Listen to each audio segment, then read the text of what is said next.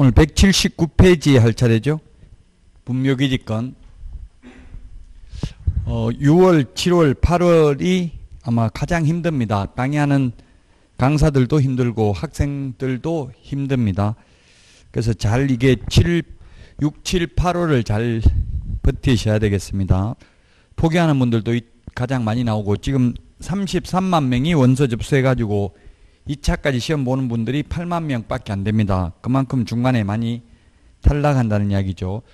시험 보면 모의고사 보면 점수는 안 나오고 이렇게 아마 고민이 될 겁니다. 공인중개사법 효자 과목이라고 했는데 점수는 안 나오고, 효자 되는 거는 10월 31일 돼야 효자가 되고 7, 8월까지는 거듭되는 고통을 받아야 됩니다. 제가 오늘 그 개정된 거는 지금 교과서에는 요약집에도 반영이 안 돼 있는 건데 입법 예고되어 있습니다. 국민참여입법센터에 8월 20일부로 확정됩니다. 그래서 확정되기 전에 한 번 더 프린트를 내드렸고요. 그리고 이제 오늘부터 문제 30문제씩 계속 매주 내드리도록 하겠습니다. 한번 오늘은 처음이라서 일단 바로 밑에 해설을 적어놨는데 뒤에 해설을 해가지고 한번 풀어보고 이렇게 계속 문제 연습을 하시면은 충분히 고득점 할 수 있을 겁니다. 공인중개사법은. 자, 179페이지 분묘기지권입니다. 분묘기지권이라는 것은 타인의 토지에 분묘를 설치한 자가 그 분묘를 소유하기 위하여 그 묘지 부분의 타인 소유 토지를 사용할 것을 내용으로 하는 지상권에 유사한 물권입니다. 민법에서 물권 법정주의라고 해서 물권은 법률이나 관습법에 의하지 아니하고는 임의로 창설할 수 없습니다. 그래서 민법상 인정되는 관습법상 인정되는 물권은 딱 두 개밖에 없습니다. 부동산과 관련해서는 분묘기지권하고 법정지상권 두 개만 있습니다. 법정지상권은 민법시험에 많이 출제되고 분묘기지권은 중개실무에 자주 출제가 됩니다. 자, 그러면 분묘기지권의 발생을 보면 세 가지가 있습니다. 첫 번째, 남의 땅에다가 주인 동의받아서 분묘를 설치한 경우가 있고요. 그 다음에 두 번째는 분묘를 설치한 후 20년간 평온 공연하게 점유함으로써 시효취득을 하게 됩니다. 이 시효취득의 대상은 종손이고요. 시효취득을 한 경우에는 지료를 지급할 필요가 없습니다. 자, 그 다음에 세 번째는 분묘 이전 특약 없이 토지를 처분한 경우 분묘기지권이 생깁니다. 묘 이장한다 안 한다 아무런 특약 없이 땅을 판 경우인데 일반 매매에서는 거의 이런 일은 잘 없고요. 일반 매매에서는 묘 이장할 건지 안 할 건지 반드시 이야기를 해야 되겠죠. 근데 이제 경매로 낙찰받은 경우는 땅 주인이 묘 이장한다고 특약을 하지 않았겠죠. 그래서 이 경매로 낙찰받아도 낙찰자, 경락인, 매수인 같은 말인데요. 매수인은 오래된 묘를 강제로 이장시킬 수 없다는 이야기입니다. 경매로 낙찰받아도. 자, 그 다음에 3번 분묘기지권의 범위입니다. 분묘기지권의 효력이 미치는 범위인데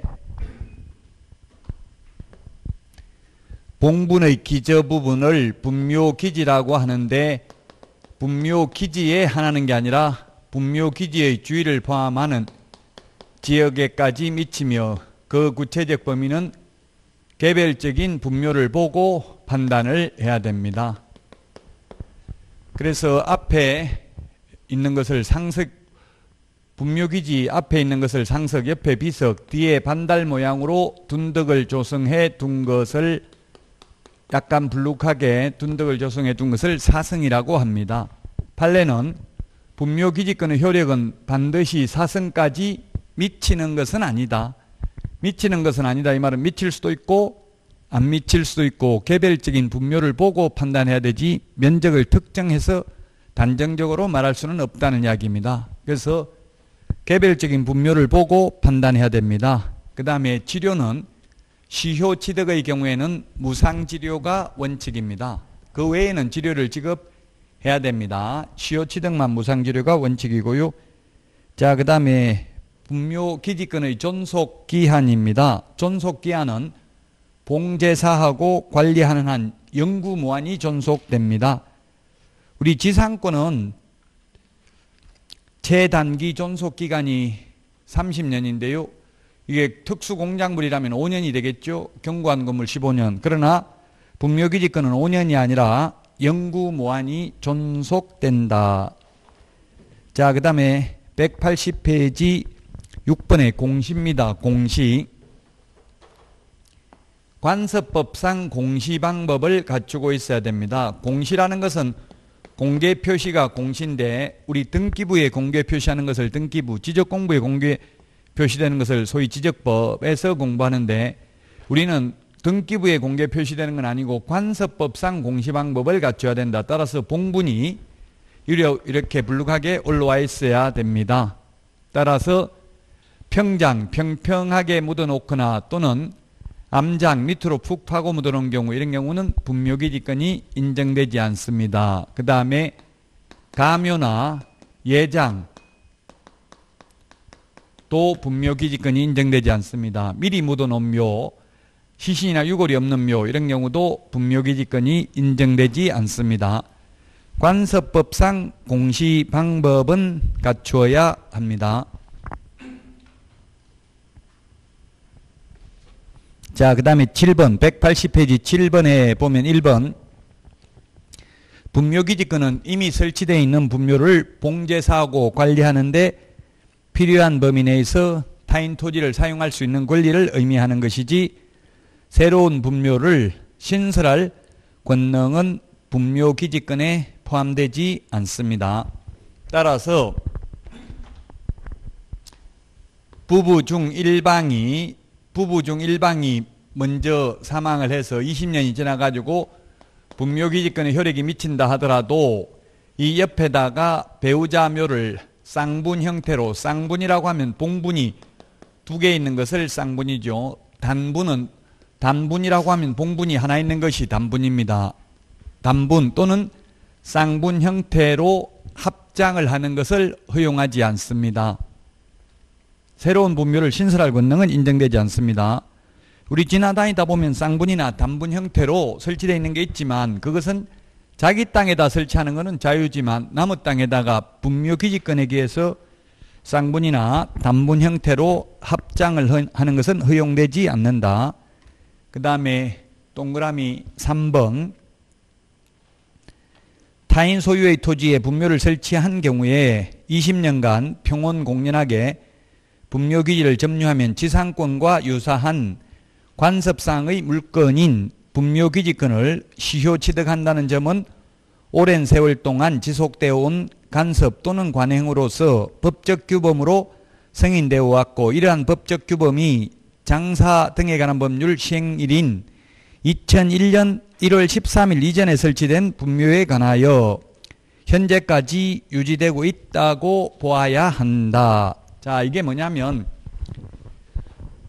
분묘기지권은 2001년 1월 13일 전에 설치된 분묘만 분묘기지권이 인정됩니다.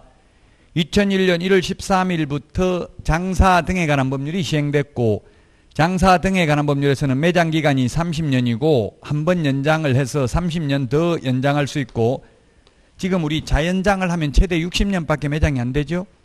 따라서 저나 여러분은 지금 사망해도 분묘기지권이 인정되지 않습니다. 최고 땅속에 60년밖에 매장되어 있을 수, 묻혀 있을 수 있습니다. 최장 60년. 자, 그런데 그러면 가령 1995년도에 분묘가 설치되었다면 2001년 1월 13일 현재로 보면 20년이 안 지났죠? 그래서 이때 2001년 1월 13일 이 날짜에는 분묘기지권을 주장할 수 없지만 지금 현재 2020년이 되었다면 이미 20년 넘었죠? 그래서 2001년 1월 12일까지 설치된 분묘 중에서 현재 20년이 지났다면 분묘기지권을 주장할 수 있다는 이야기입니다. 이게 시험에 작년, 재작년 연속 2번 출제됐습니다. 최근 판례입니다.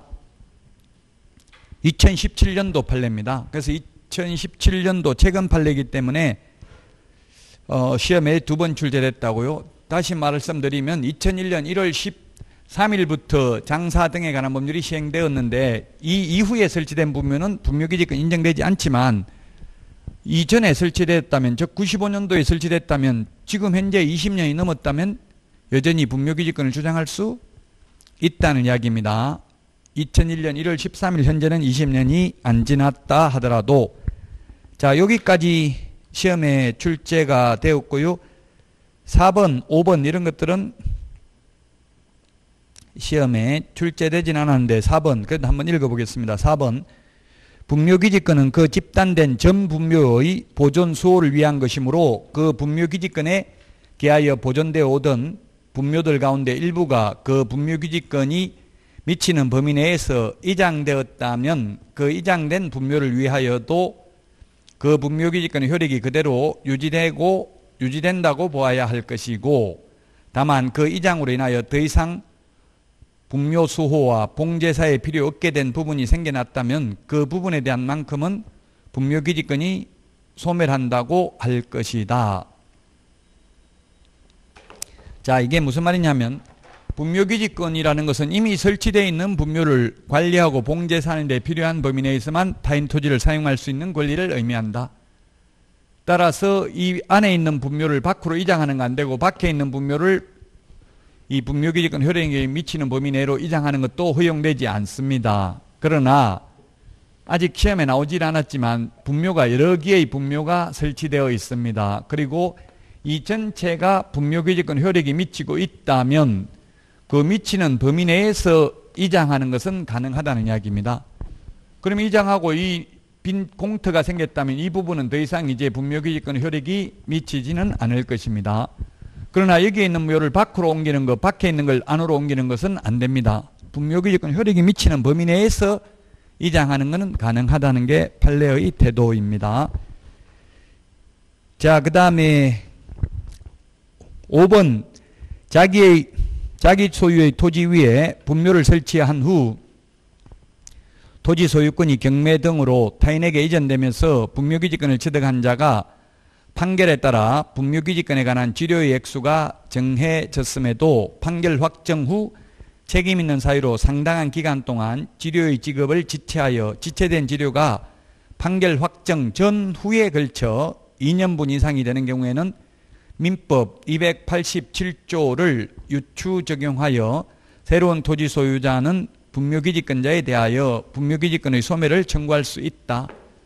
이 분묘기지권이 지상권에 유사한 물건이라고 했죠. 민법 287조가 지상권, 지료를 판결 전후를 합해서 2년간 연체하면 지상권 소멸 청구할 수 있죠.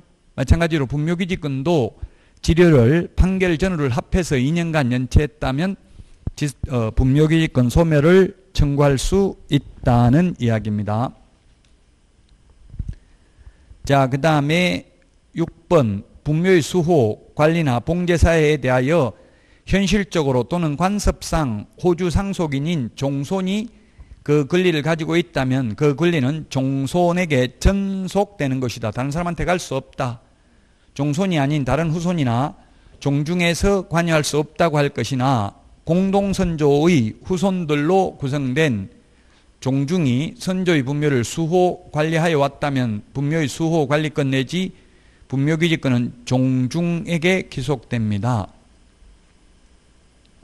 원칙은 종손인데 장남에게 전속되는 게 원칙이죠. 자, 그 다음에 7번 타인 토지에 분묘를 설치 또는 소유한 자는 점유의 성질상 소유의 여사는 추정되지 않는다.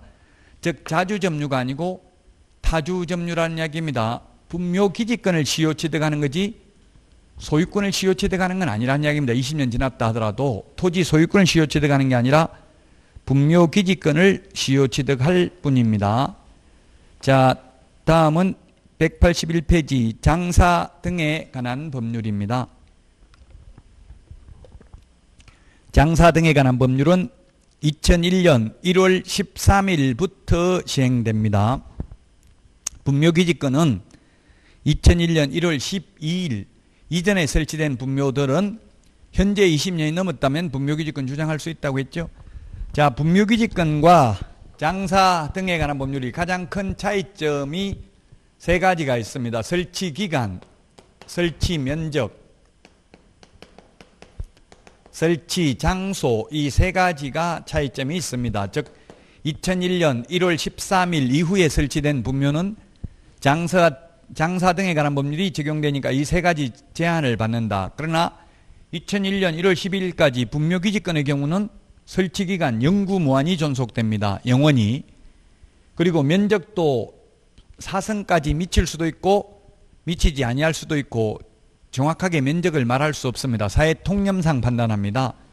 그리고 설치 장소도 옛날에 분묘기지권은 어느 장소에 설치된 묘들은 분묘기지권이 인정되지 않는다 이런 말이 없습니다. 그러나 장사 등에 관한 법률이 적용되는 2001년 1월 13일 이후에 설치한 분묘는 30년밖에 매장이 안 되고요. 한 번 연장하더라도 30년 연장할 수 있고 최장 60년밖에 안 된다. 그 다음에 면적인데 설치 면적도 옛날에 설치된 묘는 면적 제한이 없지만 장사 등에 관한 법률에서는 개인 묘지는 30제곱미터, 가족 묘지는 100제곱미터 이하, 종중 묘지는 1000제곱미터 이하입니다. 그리고 가족 묘지 안에 들어가는 분묘 1기의 점유 면적은 10제곱미터, 합장은 20제곱미터가 아니라 15제곱미터 이런 게 시험에 출제됐습니다. 15제곱미터 이하입니다. 이렇게 면적 제한이 있고요. 또 장사 등에 관한 법률에서는 장소 제약도 있습니다. 설치하면 안 되는 장소가 엄청나게 많고요. 이거 다 빼고 나면 설치할 곳이 하나도 없습니다. 그래서 2001년 1월 13일 이후에 설치된 분묘는 그냥 한마디로 말하면 매장하여서는 아니 되고 화장하여야 한다 이렇게 줄일 수 있습니다. 매장할 곳 없습니다. 이 장소 다 빼고 나면. 그래서 2001년 1월 13일 이후에 설치된 묘는 99.99% 전부 불법입니다. 장사 등에 관한 법률 위반이라고 보시면 됩니다. 그래서 지금 대권 후보로 거론되는 분들 전부 다 이 장사 등에 관한 법률 위반이라고 뉴스에 나왔어요. 뭐 후보로 거론이 안 되기 때문에 조사를 안 해서 그렇고 조사하면 대한민국 국민 전부 99.99% 다 위반일 수밖에 없습니다. 안 되는 장소가 너무나 많기 때문에. 자, 그러면 181페이지 장사 등에 관한 법률 용어정입니다.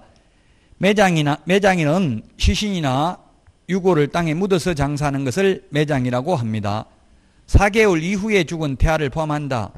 그러면 4개월 전에 죽은 태아의 경우에는 매장이 아니니까 그냥 아무렇게나 뭐 해도 됩니다. 원래 매장은 이거 그냥 매장할 수 있는 게 아니라 사망하고 나면 24시간 안에는 매장 못 하거든요.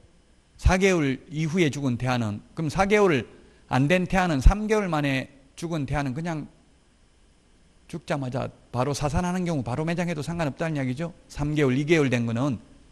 4개월 넘은 경우는 바로 매장 못합니다. 이렇게 바로 매장을 못하도록 하는 이유가 뭘까요? 24시간 안에 매장 못하도록 하는 것은 다시 살아날 수도 있기 때문에 그렇죠. 그래서 사망을 하면 저도 어릴 때 보니까 뭐 바로 입관을 안 하고 하루 지나고 나면 관에다 넣잖아요. 살아날 수 있기 때문에 그래요. 관에 넣어버리면 이제 살아나더라도 나올 수가 없겠죠. 그래서 24시간 지나기 전에는 매장할 수가 없습니다. 화장은 시신이나 유골을 불에 태워서 장사하는 것을 말합니다. 자연장이 이게 옛날에는 없다가 장사 등에 관한 법률에서 신설된 내용이죠. 자연장이란 화장한 유골의 골분은 뼈의 가루입니다. 수목, 화초, 잔디 등의 밑이나 주변에 묻어서 장사하는 것을 자연장이라 하고요. 개장이란 매장한 시신이나 유골을 다른 분묘 또는 봉안시설에 옮기거나 화장 또는 자연장하는 것을 말합니다. 예, 이것을 개장, 쉽게 말하면 이장입니다. 이장, 개장은. 그 다음에 봉안, 5번에 봉안이란 유골을 봉안시설에 안치하는 것을 말합니다. 옛날에는 납골이라고 했습니다. 봉안을. 옛날 납골 땅이 지금은 봉안 땅입니다. 6번, 7번 분묘란 시신이나 유골을 매장하는 시설을 분묘라 하고요. 묘지란 분묘를 설치하는 구역을 말합니다. 그러면 묘지하고 분묘하고 뭐가 더 넓은 개념입니까? 묘지죠. 공동묘지. 가족묘지 하면 여러 개의 분묘가 10개의 분묘가 들어갈 수 있는 게 가족묘지입니다. 묘지가 더 넓은 개념입니다. 자, 2번 분묘의 점유면적입니다. 개인 묘지는 30제곱미터를 초과할 수 없습니다. 개인 분묘도 30제곱미터 똑같습니다. 왜? 개인 묘지는 하나밖에 없잖아요, 분묘가. 그래서 묘지나 분묘 면적이 똑같습니다. 개인 묘지는 하나밖에 없으니까.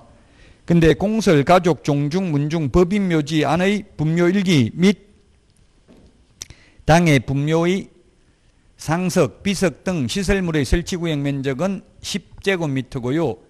합장은 15제곱미터를 초과해서는 아니 된다. 합장 15제곱미터, 우리 핵심 비교 정리 프린터, 암기 프린터 49번에 동그라미 7번에 있죠. 이런 숫자들은 암기를 해야 됩니다. 지금 그 공부하는 과목 뭐 무턱대고 그냥 암기하면 안 되겠지만 어느 정도 생각을 해야 되겠지만 2차 과목은 암기해야 될 부분이 많습니다. 1차 과목도 50% 정도는 암기를 해야 됩니다.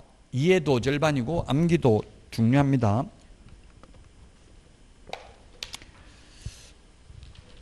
자, 그 다음에 분묘의 설치 기간은 30년이라고 했죠.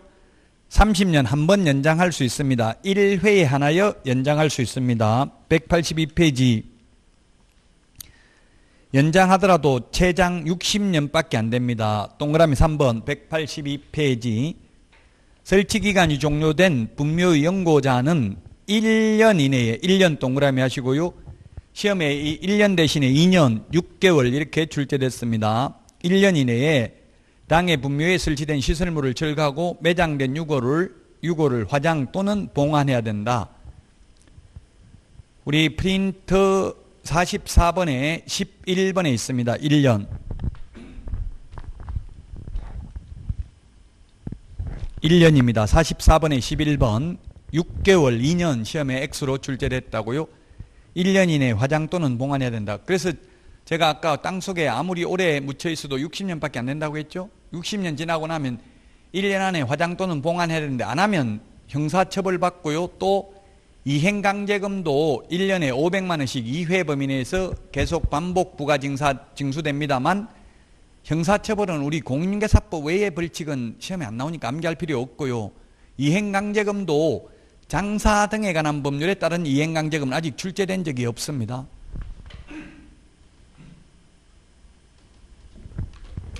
장사 등에 관한 법률을 시험에 많이 내야 국민들이 위반을 안 할 텐데 지금 출제를 안 하기 때문에 정치인들도 전부 대권 후보들, 옛날 대통령 됐던 분들도 역대 대통령들도 전부 부모들 묘 다 이장을 했습니다. 이장하는 이유가 뭐냐면 우리나라 풍수지리에서 묘자리를 좋은 데 설치하면 후손이 발복을 하고 집터를 좋은 데 지으면 현세에 발복을 한다고 믿어요. 그래서 후손들이 잘 되려면 묘를 좋은 자리에다 설치를 해야 된다고요.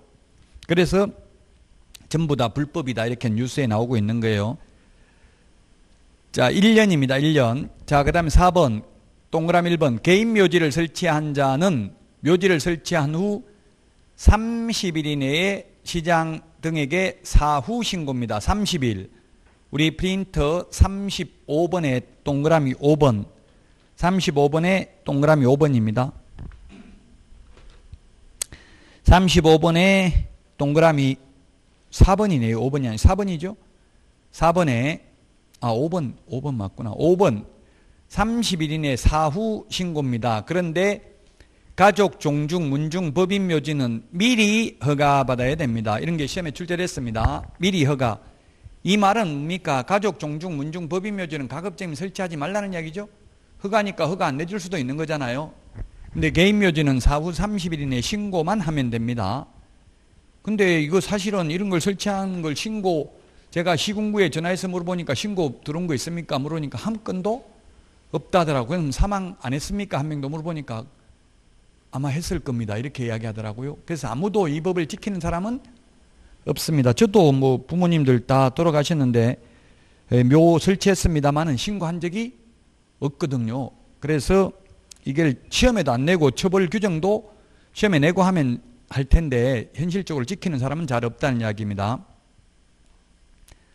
자, 허가받아야 되는데 묘지 면적, 가족 묘지는 100제곱미터 이하 면적도 출제됐습니다.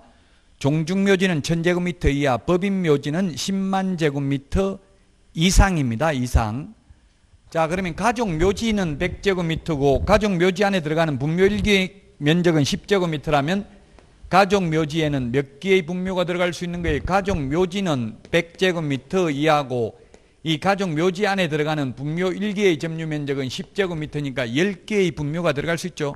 10개의 분묘가 들어갈 수 있는데 합장은 15제곱미터라고 했잖아요. 분묘 1개의 점유 면적이. 그래서 이제는 가족 묘지 이런 거 묘를 집단적으로 설치하는 것도 가급적이면 하지 말라는 이야기. 허가를 받아야 되는 건 허가 안 내줄 수도 있는 거죠. 전국토가 묘지화 되는 것을 방지하기 위한 조치입니다.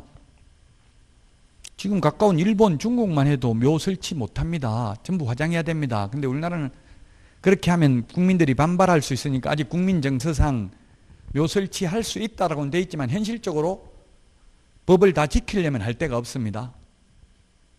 자, 그 다음에 동그라미 3번은 시험에 나온 적은 없습니다. 봉분 1m 이거는.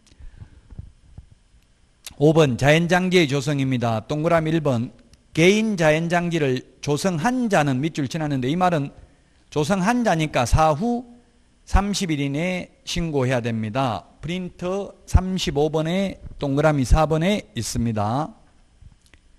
2번 가족 종중 문중 자연장지를 조성하려는 자는 하려는 자이기 때문에 미리 신고해야 된다는 이야기죠. 예, 가족 종중 문중 자연장지 미리 신고입니다. 원래 가족 자연장지는 사후 신고해야 되는데 바뀌었습니다. 이제 가족 자연장지 미리 신고해야 됩니다. 아까 가족 묘지는 허가받아야 됐죠. 그 자연장이 뭡니까? 화초, 잔디 등에 묻어서 골분을 묻어서 장사하는 게 자연장이라고 이야기했습니다. 그래서 결국은 가족 자연장지도 신고인데 가족 묘지는 허가잖아요. 그러니까 그냥 매장하지 말고 화장하라는 이야기입니다. 한마디로 말하면. 그래서 가족 자연장지는 허가가 아니라 신고입니다. 가족 묘지는 허가인데 그 다음에 법인 자연장지는 허가받아야 됩니다. 미리 허가받아야 됩니다. 6번 묘지 설치하면 안 되는 지역. 이게 시험에 나온 적은 없다고요. 이거 다 빼고 나면 할 데가 하나도 없기 때문에 화장해야 됩니다. 동그라미 1번은 시험에 나온 적은 없지만 보도록 하겠습니다. 녹지지역은 되는 곳도 있고 안 되는 곳도 있고요. 2번에 주거상업공업지역 안 되고요. 3번 수변구역, 특별재해지역, 상수원보호구역 안 되고요. 4번 개인 가족묘지는 도로 하천으로부터 200m 이상 떨어져야 되고요. 종중 문중묘지는 300m 이상 떨어져야 됩니다. 그 다음에 공중이 수시로 집합하는 시설 또는 20호 이상 인가가 밀집한 지역으로부터는 300m 이상 떨어져야 되고 종중 문중묘지는 500m 이상 떨어진 곳에 설치하여야 합니다. 뉴스에 보니까 이 대권 후보 요거 위반했다고 나오더라고요. 자기 밭에다가 부모님 묘를 설치했다고 이거 200m 거의 다 도로부터 직선거리로 200m면 웬만하면 다 해당되겠죠. 여기에 위반되고 또 농지에다가 무단으로 묘를 설치했기 때문에 농지 전용 허가, 전용 신고 안 받아가지고 농지법 위반이다. 이렇게 해서 뉴스에 나오더라고요. 자, 그 다음에 5번에 접도구역, 하천구역, 농업진흥지역, 최종림, 보안림, 요종구규림, 사방지, 군사시설 보호구역 및 군사보호구역, 기타 침수붕괴 우려가 있는 지역, 지자체 조례가 정한 지역, 이거 외에도 백두대간 보호지역, 사방지 등 할 때가 이거 빼고 나면 없다고요. 사실상. 옛날에 SBS 세상에 이런 일에 보면 자기 집 마당에다가 묘 설치하고 이런 분들 있는데 다 장사 등에 관한 법률 위반이죠. 그래서 제가 세상에 이런 일이 그 홈페이지에다가 불법행위 조장하는 SBS 자폭하라 이렇게 해가 제가 글을 한번 올렸습니다. 전부 이 장사 등에 관한 법률 위반입니다. 자, 그 다음에 7번에 타인 토지 등에 설치된 분묘. 이건 시험에 나온 적은 없습니다.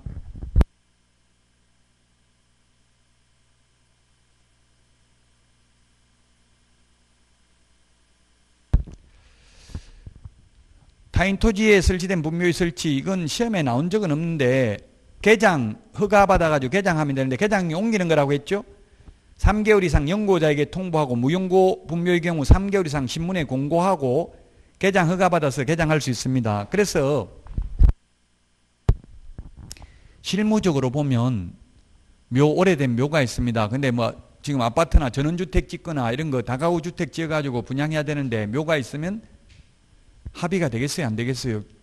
안 되겠죠. 왜? 분묘기지권이 성립되어 있으면 영구무한히 공짜로 지료도 지급하지 않고 남의 땅을 사용할 수 있겠죠? 그 이제 시험에는 안 나오지만 실무적으로 보면 그렇게 하더라고요. 보니까 추석이나 명절 지나고 나면 잘 안 오잖아요. 묘에. 추석 때 주로 많이 오죠. 그래서 추석 지나고 나서 거기다가 묘 앞에다가 저도 산에 가면서 그런 거 산에 보니까 그런 거 많이 붙여놨더라고요. 개장 공고 해가지고 편말 붙여놓는 거예요. 연고자를 알 수 없어서 부대기 이렇게 3개월 동안 연락 안 오면 개장하겠습니다 해놓고 밑에 전화번호 적어놓고요. 아래 번호로 연락하시기 바랍니다. 이렇게 해서 사진 찍어놔요. 날짜 나오게 해가지고 사진 찍고 신문에 개장 공고 내고요. 그리고 나서 그 옆에 동네에 있는 사람들한테 인후보정 2명 받아요. 이거 누구 묘인지 모른다. 이렇게 해서 인후보정 받아가지고 시장군수구청장 허가 받아가지고 장묘업체에 주면 장묘업체에서는 그냥 새벽 6시에 포크레인 가지고 그냥 다 옮겨버리고 골분, 뼈의 가루를 어디에 안채놨다 이렇게 이제 또 묘 앞에 갔다가 적어 놓는 거예요. 부득이 연락이 안 돼서 화장해가지고 어디에 안채놨으니까 찾아가시기 바랍니다. 이렇게 하면 형사처벌 안 받아요. 현실적으로는 이렇게 하더라고요. 그래서 뉴스에 간혹 나와요. 보면 명절에 작년까지 있었던데 묘가 어디 가고 없더라 하고 막 울고불고 하고 텔레비전에 많이 나와요. 그래도 사실상 형사처벌은 안 받습니다. 8번 묘지 등의 사전매매 금지도 시험에 나온 적은 없습니다. 명당 자리를 미리 잡아놓을 수는 없다는 이야기입니다. 그런데 동그라미 2번에 보면 70세 이상인 자는 미리 명당 자리 사놓을 수 있다. 왜냐하면 2001년도에 우리나라 평균 수명이 약 70세였거든요. 지금은 한 83세 이 정도 3, 4세 되죠. 평균 수명이. 그리고 6개월 이내에 사망이 예측되는 경우 뭐 에이즈, 암 진단서 이런 거 있으면 또는 배우자 합장하기 위해서는 미리 사놓을 수도 있습니다. 6번, 7번, 8번은 시험에 나온 적이 없고요. 9번 시험에 출제되었습니다. 매장, 화장, 개장 신고입니다. 9번 183페이지 동그라미 1번 매장을 한 자는 사후 30일 이내에 신고해야 됩니다. 우리 프린터 35번에 동그라미 5번에 있습니다. 매장은 사후 30일 이내 신고입니다. 2번 화장을 하려는 자는 미리 신고입니다. 3번 개장을 하려는 자도 미리 신고해야 됩니다. 개장, 이장, 옮기는 걸 말한다고 했죠. 시험에 출제됐어요. 사전 신고인지 사후 신고인지를 장사 등에 관한 법률을 유의하셔야 되겠습니다. 매장 신고는 사후 30일 이내, 화장, 개장 신고는 미리 신고해야 된다는 점을 유의하셔야 되겠습니다. 자, 그 다음에 농지법입니다. 공법에서 공법이 가장 중요한 파트라기보다는 고득점할 수 있는 파트가 주택법, 건축법, 농지법입니다. 3개의 법률이 16문제 나옵니다. 주택법, 건축법이 각각 7문제, 농지법이 2문제 나옵니다. 그 3개 법률 공부할 분량이 국토의 계획 및 이용에 관한 법률보다 훨씬 더 적습니다. 우리 2달 동안 강의하면 국토의 계획 및 이용에 관한 법률 한 달 이상 하죠? 근데 국토의 계획 및 이용에 관한 법률은 12문제밖에 안 나옵니다. 근데 주택법, 건축법은 2개 비교를 하면서 공부하면 그렇게 어렵지 않습니다. 이번에 또 올해 주택법이 많이 개정됐죠. 예, 그래서 개정된 법률도 좀 유의를 하시고요. 그래서 이 3개 법률, 주택법, 건축법, 농지법 3개 법률에서 16문제 나온다는 점을 유의하시고, 인터넷에 보시면 농지법은 2문제밖에 안 나오기 때문에 한 번도 안 읽어보고 시험 본다 이렇게 말씀하시는 분이 있는데 아주 바람직하지 않죠. 농지법은 쉽습니다. 뒤에 있는 거 읽어보면 누구나 알 수 있습니다. 또 공인중개사법에서도 농지법 출제될 수 있습니다. 농지법 용어의 정의는 공인중개사법에 나온 적 없고 공법에는 나올 수 있습니다. 용어 정의. 지목이 전답가수원이면 무조건 농지입니다. 농사를 안 지어도 지목이 전답가수원이면. 목장용지는 농지 아니죠. 지목이 전답가수원이면 무조건 농지고요. 그리고 지목이 전답가수원이 아니라도 실제 농작물 경작지로 3년 이상 사용하는 토지는 지목과 상관없이 농지에 해당됩니다. 그래서 문제는 이제 대지에 우리 시골 집터 같은 거 보면은 시골집은 보면은 이제 이 집이 있는데 초가집이 초가집은 요즘 거의 없지만 초가집이 있는데 아무도 안 살면 금방 무너지잖아요. 집. 여기에다가 대지인데, 지목이 대지인데 배추를 3년 동안 심어놨으면 이게 농지입니다. 그래서 여기에다 다시 집을 지으려면 농지 전용 부담금, 대체농지 조성비를 공시지가 30% 내야 됩니다. 그래서 이런 걸 중개할 때는 반드시 농지법 제2조 농지의 용어정의를 확인설명서나 계약서에 적어놔야 돼요. 나중에 돈 내라고 하면 개업공개사 확인설명 위반했다고 시비를 걸 수 있잖아요. 그러면 농지법 용어정의를 적어놓으면 제가 그때 설명드리고 여기 적어드렸잖아요. 이렇게 하면 판사들은 문서를 믿으려고 하지 말한 거는 증거가 없기 때문에 말했는지 안 했는지 믿기 어렵습니다. 자, 그 다음에 184페이지 메뉴에 동그라미 2번 통작거리 절폐로 거주지역 제한 없이 농지를 취득할 수 있다. 옛날에는 20km 안에 있는 농지만 취득할 수 있었습니다. 거주지로부터. 근데 지금은 거리 제한이 없어졌습니다. 그래서 뭐 서울에 집이 있으면서 김해평야 부산에 있는 논도 취득할 수는 있습니다. 이론적으로는. 근데 현실적으로는 만약에 취득을 하게 되면 그 시구 원면장이 주소를 안 옮기면 실사를 하겠죠. 나중에 농사 짓는지 안 짓는지 보고 안 지으면 이행강경을 부과하겠죠. 그래서 농사 지을 의사만 있으면 거리와 상관없이 취득할 수 있고요. 다만 토지거래 허가구역 안에 있는 농지는 30km 통작거리 내에 있는 것만 취득할 수 있습니다. 토지거래 허가구역인 경우는 30km 이내에 거주해야 됩니다. 자, 그 다음에 양가로 2번 용어의 정의는 공인중개사법에는 나온 적이 없지만 공법에 나올 수 있습니다. 농업인의 용어정의입니다. 이 농업인이 실무상 중요한 이유는 농업인은 농가주택은 농업진흥구역 안에도 지을 수 있어요. 그래서 만약에 여러분들도 기농, 배우자가 기농, 기촌 하자고 하면 당신 혼자 가서 농업인으로 인정받으면 나도 따라갈게 이렇게 하는 게 좋겠죠. 그래서 인정받고 나면 또 안 가도 되고요. 자연인 보니까 부부 같이 사는 사람은 거의 없더라고요. 99.9%는 다 남자 혼자 살고요. 여자 혼자 사는 사람도 있긴 하던데요. 거의 대부분 남자 혼자 살죠. 왜 그러냐고요? 저도 와이프가 절대 안 가고 가려면 너 혼자 가서 농사 지어가지고 먹을 거나 나한테 보내주라 이렇게 하던데요. 왜 그렇게 하는지는 불편하니까 그렇겠죠. 여자분들은 그 산속에 가면 전기 물도 안 나오고 와이프가 그러더라고. 백화점에도 한 번 가고 여자들은 그렇게 해야 되는데 거기서 산속에서 못 살겠다 이렇게 하더라고요. 저보고 혼자 가라더라고. 가서 농사 지어가지고 쌀 이런 거 보내라더라고. 자, 그래서 1번에 보니까 1000제곱미터 이상의 농지에서 농작물 또는 다년성 식물 경작 또는 재배하거나 1년 중 90일 이상 농업에 종사하는 자. 그 다음에 2번 330제곱미터 이상의 고정식 온실, 버섯재배사, 비닐하우스, 기타 농업 생산에 필요한 시설을 설치하여 농작물 또는 다년성 식물을 경작 또는 재배한 자. 그 다음에 3번 대가축 2두, 소 2마리, 중가축 돼지 10마리, 소가축 백두, 토끼 같은 거, 가금 1천수, 꿩 1000마리 이상 키우는 경우, 꿀벌 10군 이상을 사용하거나 1년에 120일 이상 축산업에 종사한 자는 농업인입니다. 4번 농가물 연간 판매액이 원래 100만 원이었는데 120만 원으로 개정됐습니다. 100만 원 이상인 자. 그래서 도라지 같은 거 캐가지고 농협에 팔고 영수증 120만 원 이상 모아놓으면 농업인으로 인정받겠죠. 그냥 5일장에 시장에 팔고 영수증도 없으면 인정받기 어려워요. 그 농업인인지 아닌지, 농업인 인정받으면은 모든 혜택, 우리 농어촌 특별세 내는 거 있잖아요. 그 농어촌 특별세 혜택이 농업인한테 가거든요.